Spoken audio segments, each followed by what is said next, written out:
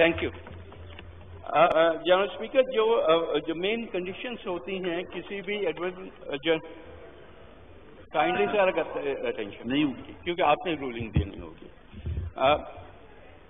पहली चीज तो यह कि it shall raise an issue of urgent public importance.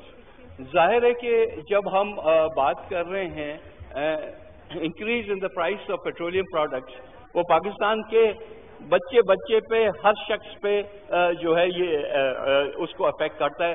जनाब स्पीकर, आपको भी करेगा, मुझे भी करेगा, और हमारे हर जिस शख्स ने हमें यहाँ भेजा है उनको भी ये करेगा। तो it is no question that when you raise the prices of petrol by 5 rupees, definitely it affects the budget of every household.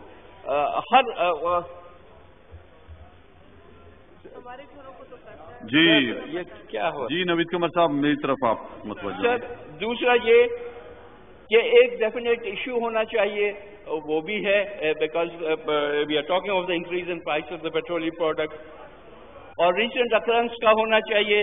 वो जैसे ही ये इंक्रीज हुई है प्राइस, उस वक्त से हम ये मोशन मूव कर रहे हैं और आपके पास यहाँ बात भी हो चुकी है।